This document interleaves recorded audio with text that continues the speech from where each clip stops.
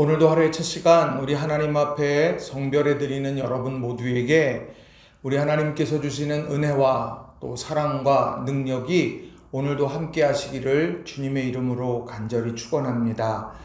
오늘은 마태복음 9장의 말씀을 중심으로 생명 회복을 위해서 갖추어야 할 것, 생명 회복을 위해서 갖추어야 할 것이라는 제목으로 함께 말씀의 은혜를 나누기를 원합니다.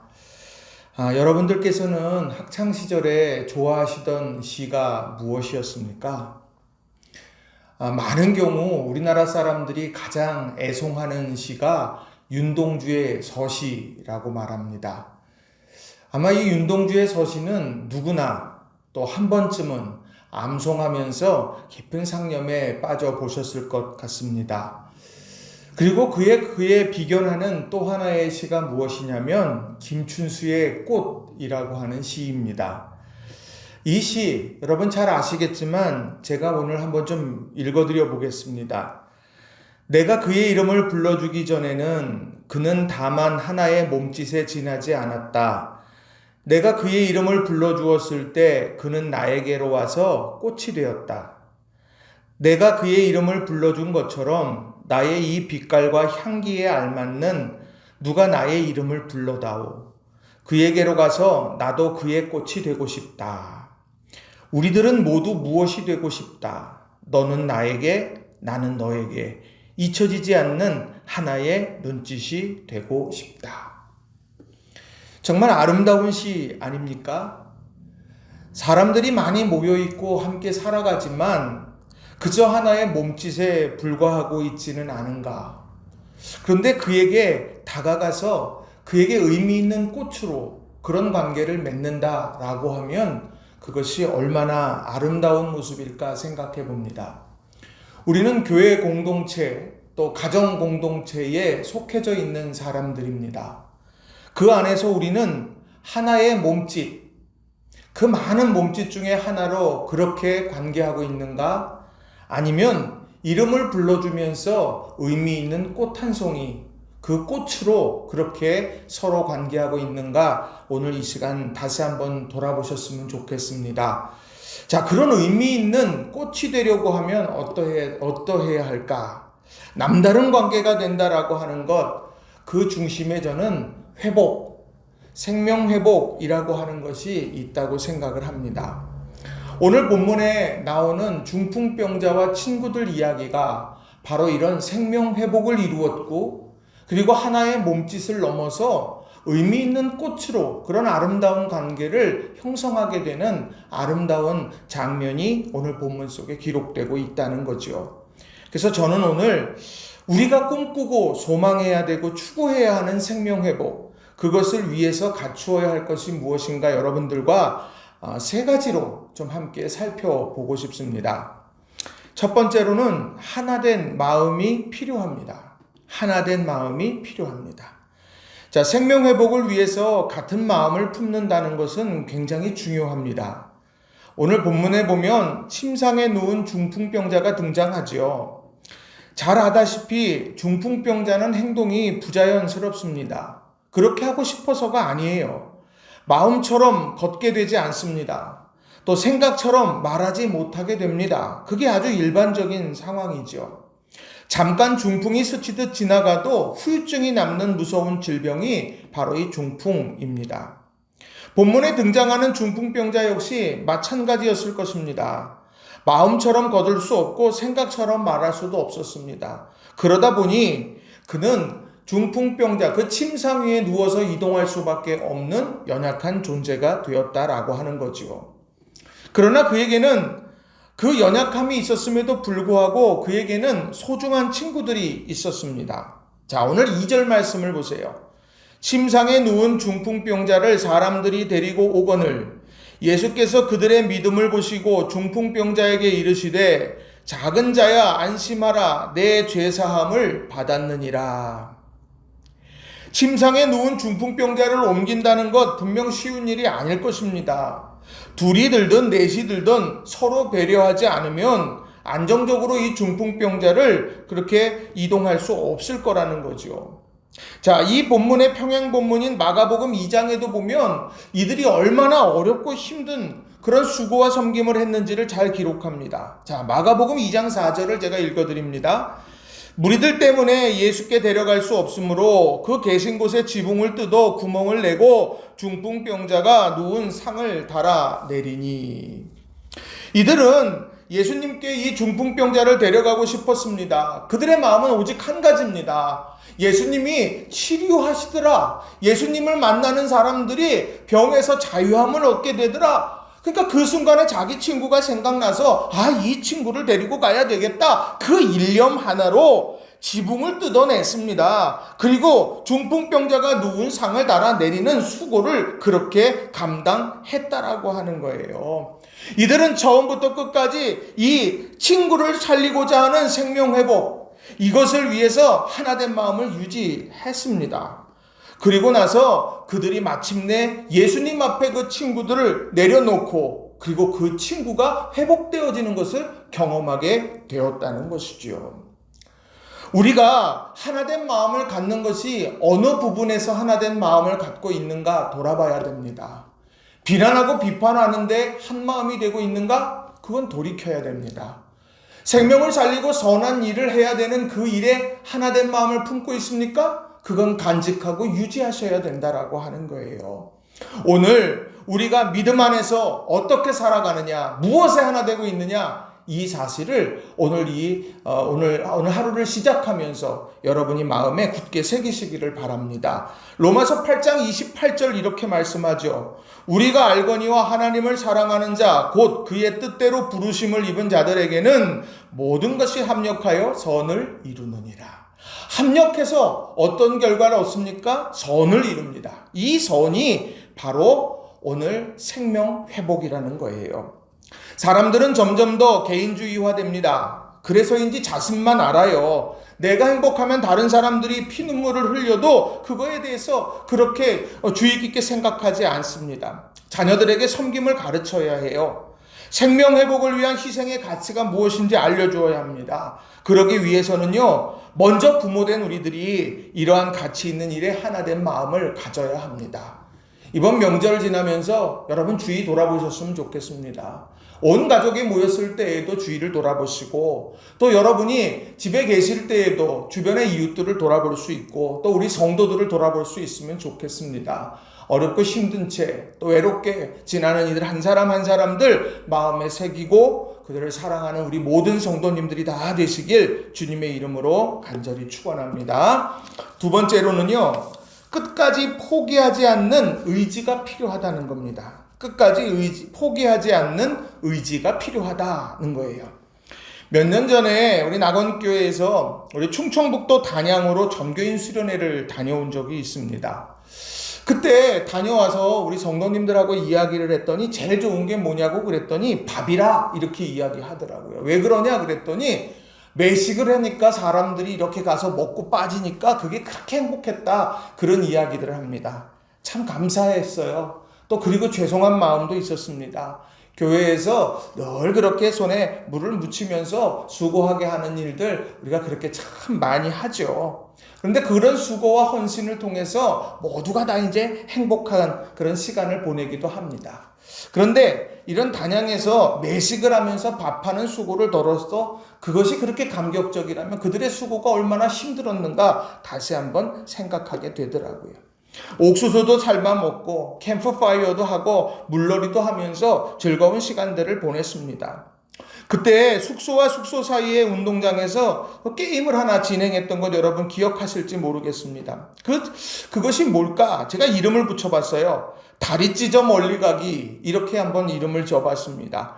그 게임은 이랬습니다. 조원들이요, 다리를 앞뒤로 벌립니다. 그리고 우리 조원 중에 다른 이들과 발과 발이 연결되어서 가장 멀리 가는 팀이 우승하는 그런 룰을 가진 경기였습니다. 아니, 막상 게임을 시작하고 나니까 우리 성도들 정말 엄청나게 열심히 열정적으로 그 게임에 임했습니다. 그러나 다리가 찢어지는 아픔까지도 감내하면서 참아낼 수는 없었겠죠. 다리를 벌리고 서로의 발이 닿을 듯 말 듯 닿을 듯 말 듯 할 때 그때마다 소리치는 외마디 비명이 있더라고요. 아! 참아! 빨리 해! 비명소리와 함께 마침내 거리를 측정해서 우승팀을 가렸습니다. 대단한 경기였어요. 지금 생각해도. 전 그러한 모습 속에서 우리 낙원교회의 희망을 봅니다.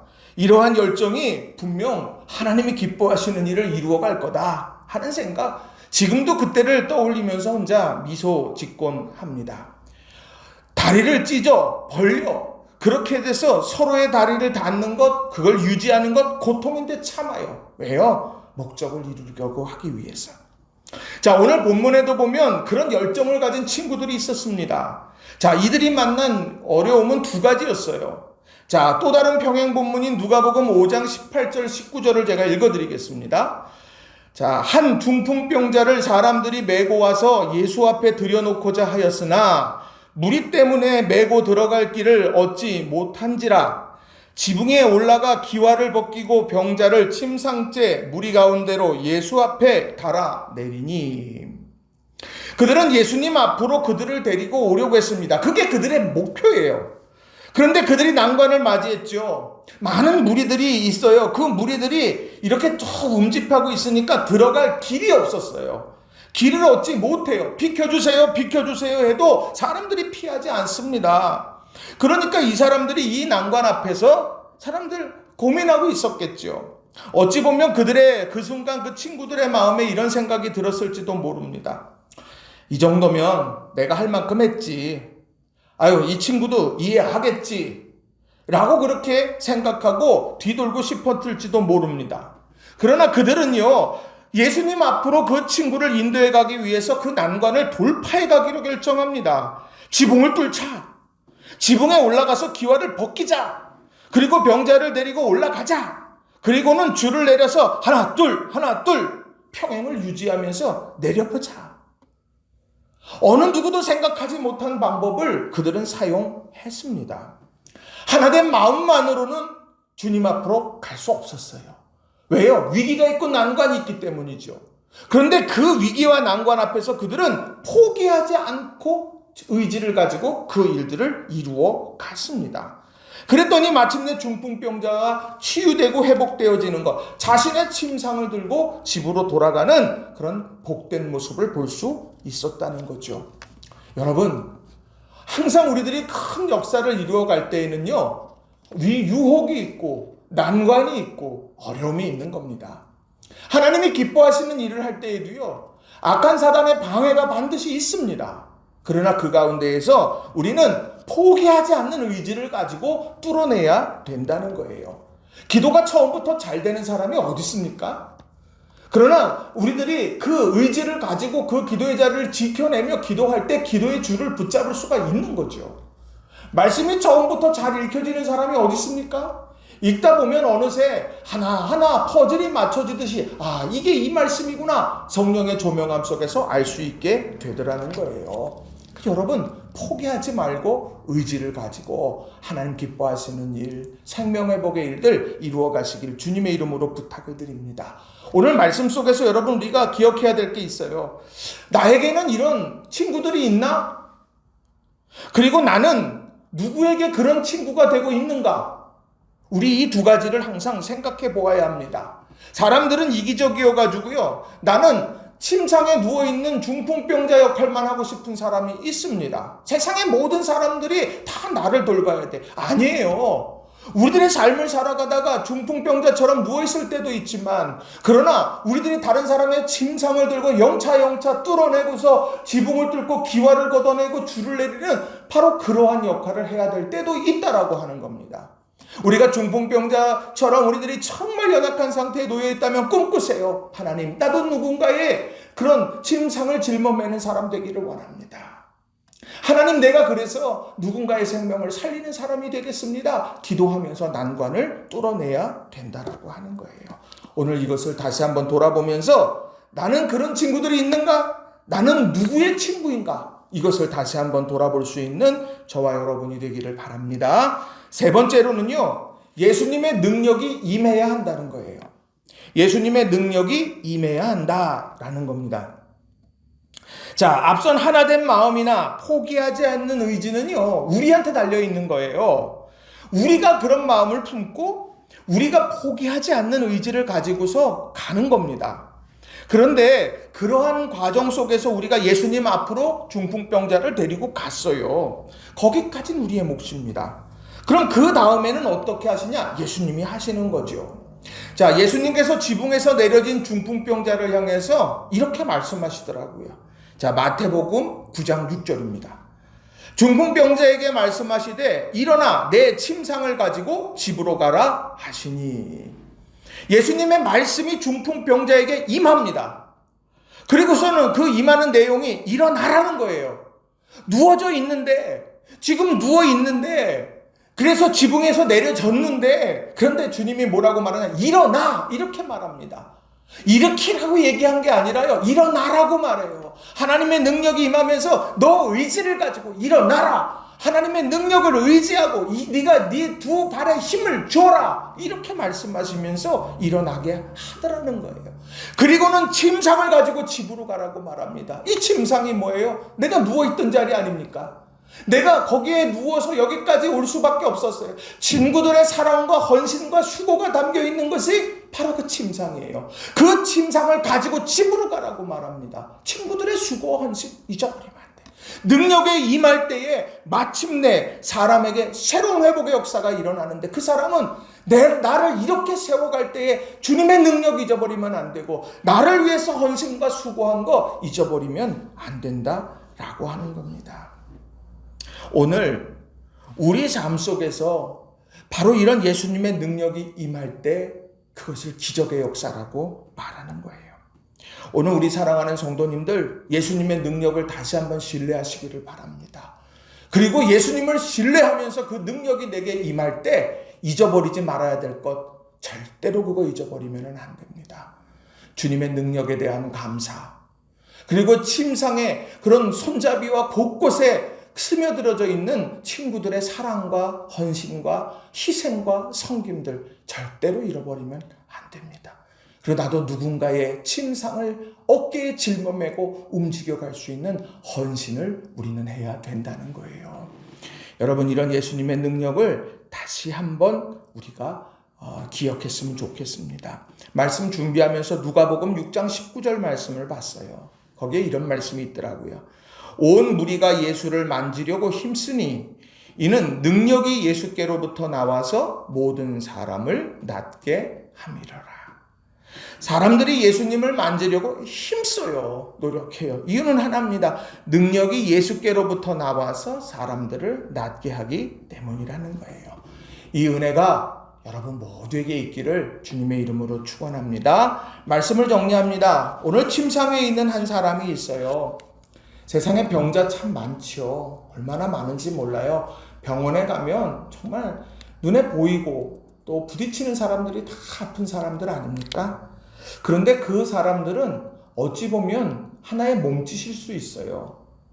그러나 의미 있는 꽃으로 우리에게 다가온다. 그것은 우리들의 사랑, 생명을 회복하려고 하는 치유와 회복을 위해서 마음을 품고 포기하지 않는 의지함으로 예수님 앞에 그를 내리고 가고, 또 예수님의 능력이 임하게 될 때, 그 아름다운 추억을 공유하게 될 때 우리는 하나의 꽃으로 너는 나에게, 나는 너에게 그렇게 존재하게 되는 거예요.